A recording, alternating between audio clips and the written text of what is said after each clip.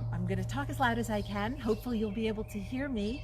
We're in my garden, and I'm welcoming you here into my magical space, full of mushrooms and blooming roses and salvia, sage, and this extraordinary oak tree, which I was explaining, was sick last year, about which we've been taking a great deal of love and care of. And I think that it is doing incredibly well this year. So all of you who knew about it last year and sent your love and your energy and your magic, thank you very much, because I think it's working. I'm going to take a look. The canopy is extraordinary. It is full and green and lush and amazing and wonderful, because this is the spirit of this place.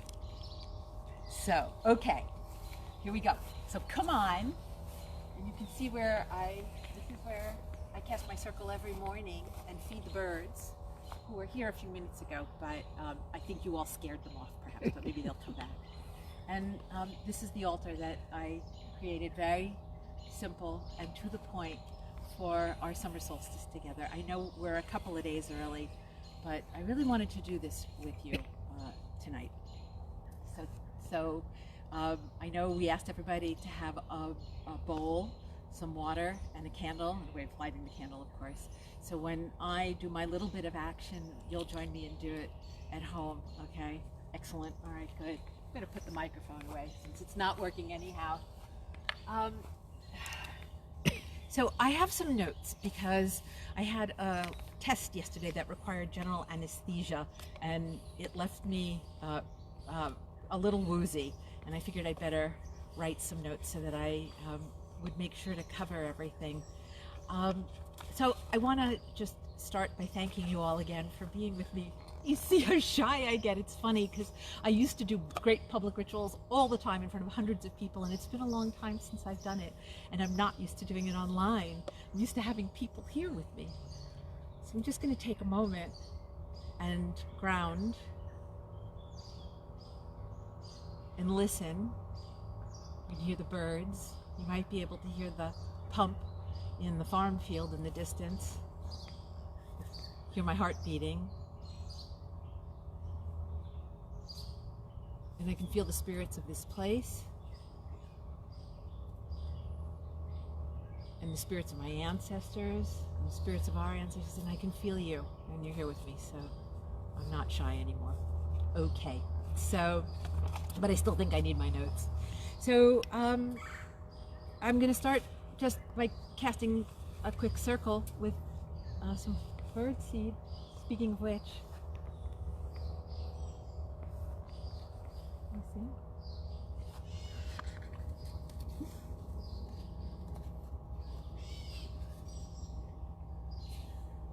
So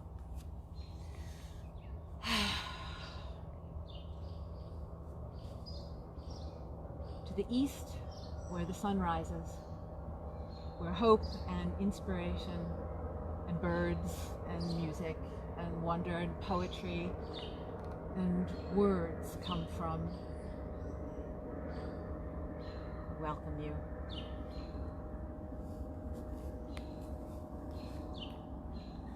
The south, where the sun is high in the sky, where the fire comes from, where the creatures of the desert dwell and give us courage. Welcome.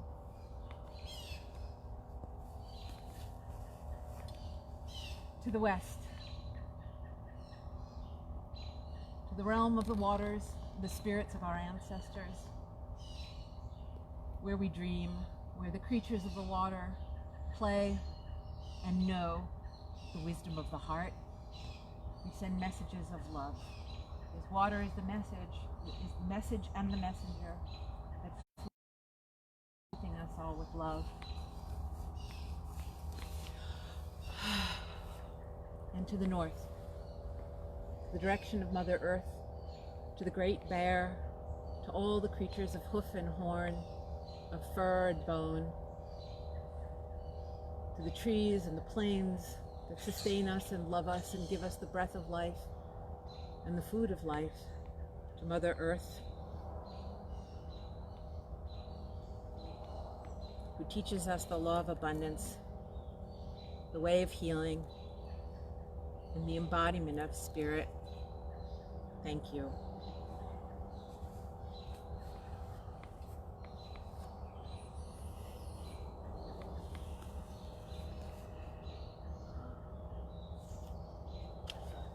So, my notes. So I know that some of you are very experienced and skilled, and some of you are just starting. So I want to give a little perspective on the meaning of the wheel of the year, and the meaning of Sabbath Rights, and then especially the meaning of this Sabbath, which is both summer and winter, although I'm clearly celebrating it as summer because that's what it is where I live.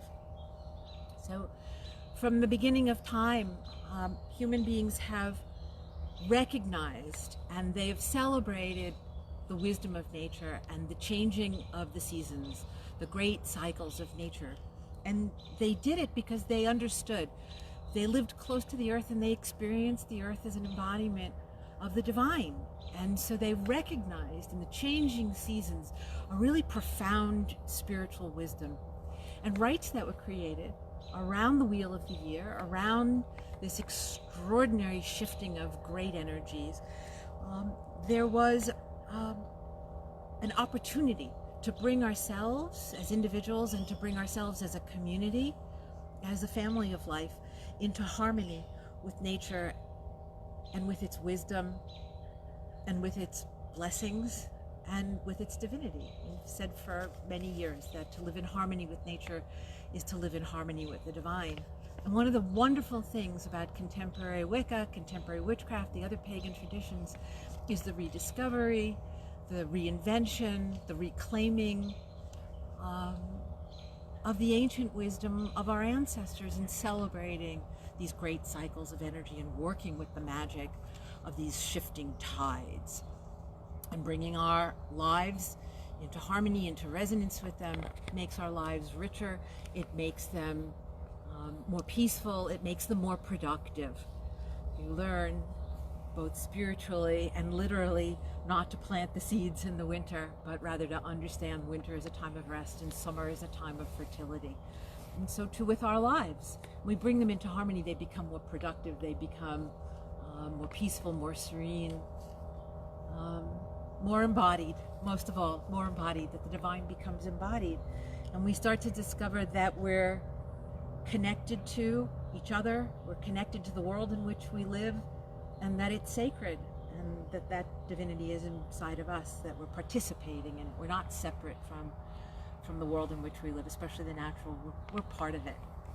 So our Sabbath celebrations are the way that we practice the embodiment of the divine.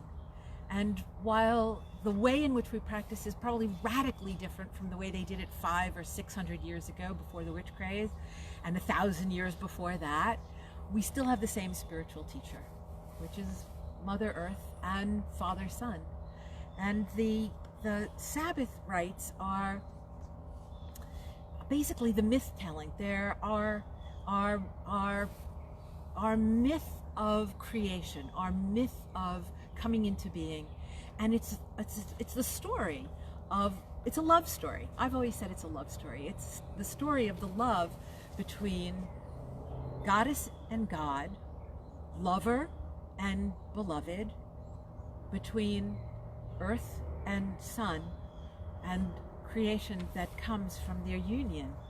So when we practice a Sabbath rite, what we're doing is seeking to bring ourselves into a greater rapport, to open our hearts, not just our minds, but our hearts, our bodies, our psyches, our souls, to the essence of, to the magic of what is happening at that moment of seasonal change that is embodying a particular spiritual wisdom.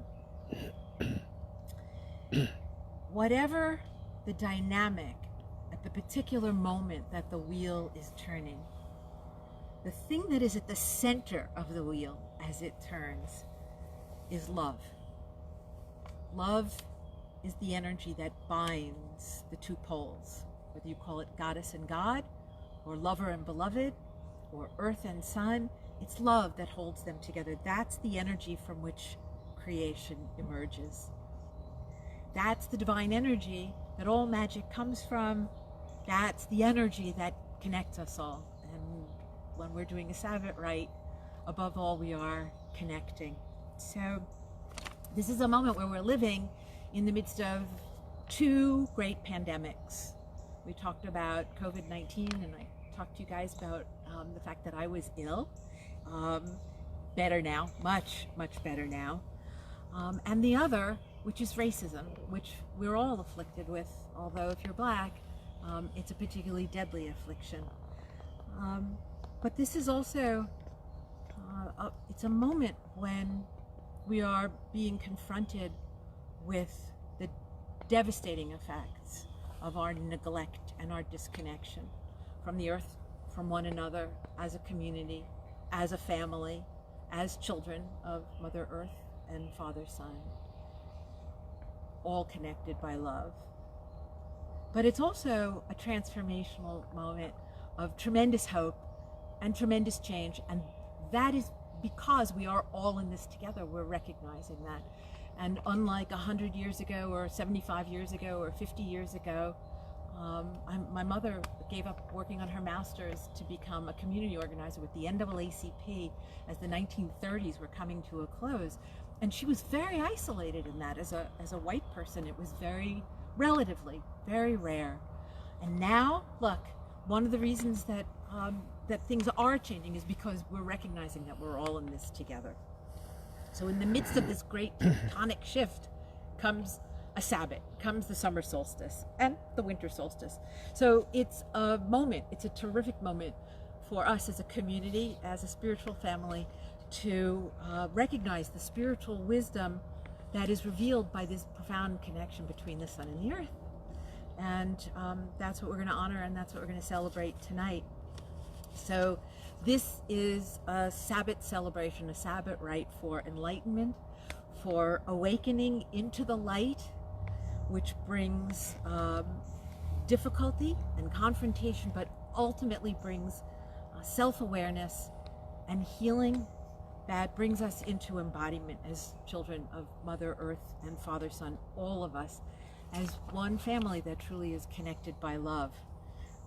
And so to the Black witches who are out there, my heart is yours, my support is yours. Our community has always been open. We've always had Black witches who are initiates of the Ara tradition, and it's been an honor that you have found a home here with us and a family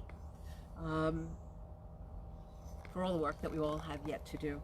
So tonight we're going to work with these glorious energies and the wisdoms of the solstice, the summer here where I am, and the winter in the southern hemisphere, and both energies are actually about enlightenment.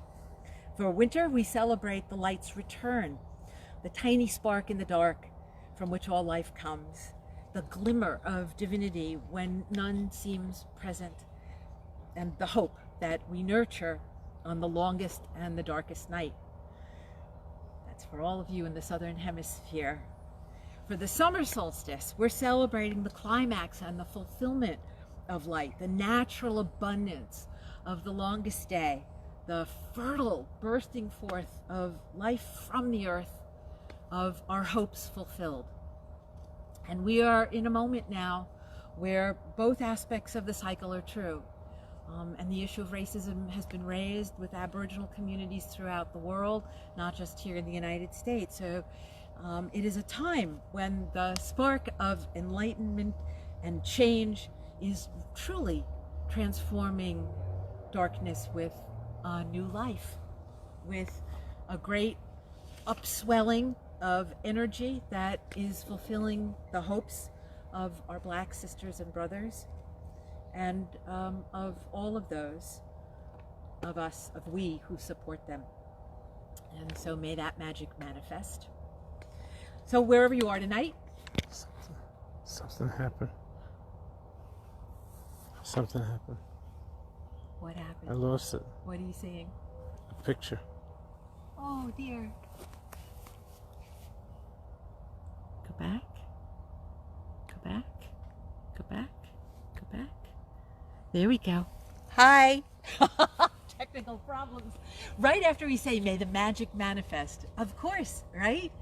That's what happens when you start doing magic. So wherever you are tonight, just as the longest day ends here in the north and the longest night begins in the south, let's bring the spark of light, the light of hope, the light of life into all of our lives. Let's come into harmony with the great wisdom of Mother Earth, the great power of Father Sun, come into harmony with the divine that's embodied by nature and by each of us. Let's make magic to bring enlightenment, healing, and love to create the world we want to live in.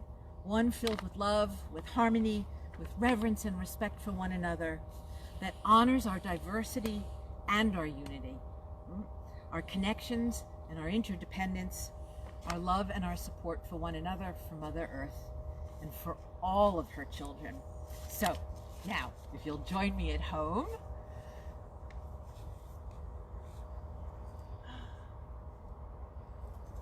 beautiful, right? Turkey feather, we found it here in the garden.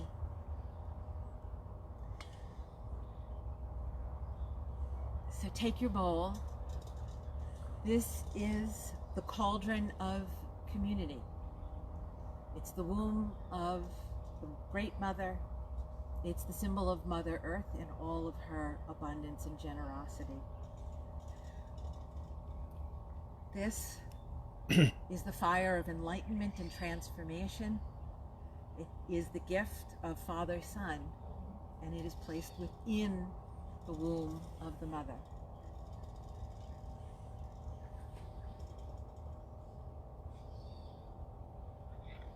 As the sun is setting on this longest day,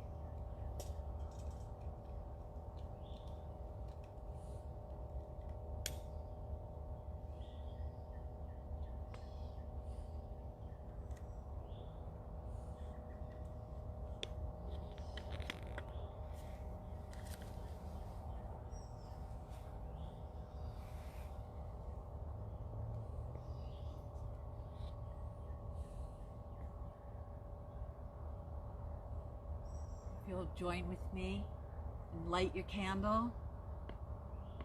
Place it within the cauldron of community, the bowl that is the goddesses. And as the sun is setting, bring the light of enlightenment into your hearts, into your minds, into the creative center of your being.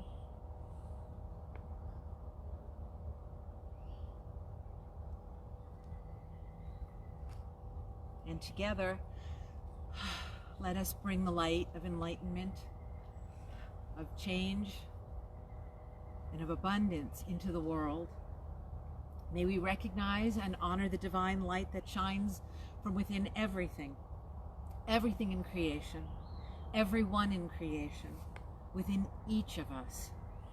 May enlightenment fill the world with love, with joy, with abundance, and with healing. And now take your cup, whatever source of water you have, the waters of life, pour it into the bowl. May you never hunger. May you never thirst. May the world never hunger. May the world never thirst. Make an offering to Mother Earth. And if you're inside, then take it outside later and make an offering to Mother Earth. Father, Sun above, Mother Earth below, we stand between you.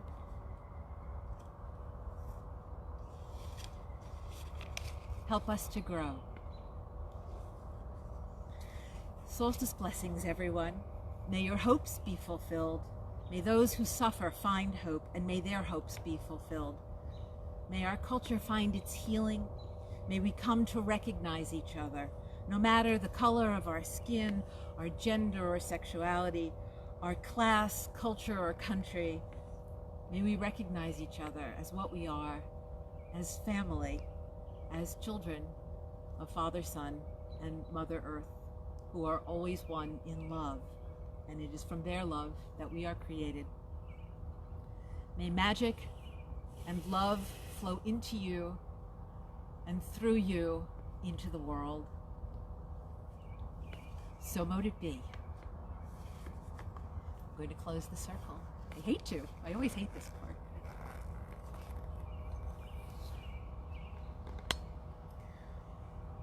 One last memory from my mother,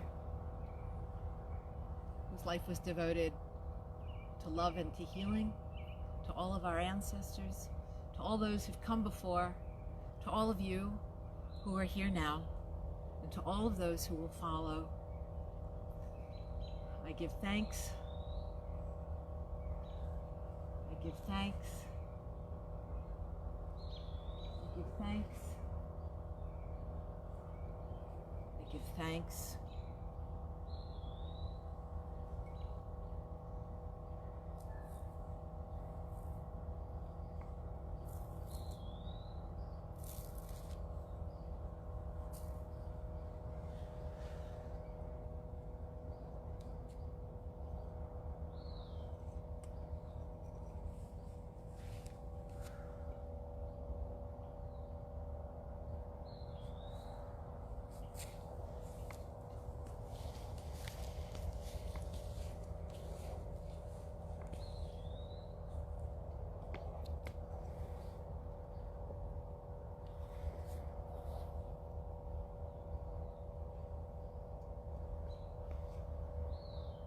Fire seal the circle round.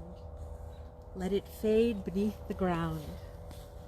Let all things be as they were since the beginning of time. Fire seal the circle round. Let it fade beneath the ground. Let all things be as they were since the beginning of time. Fire seal the circle round. Let it fade beneath the ground. Let all things be as they were since the beginning of time.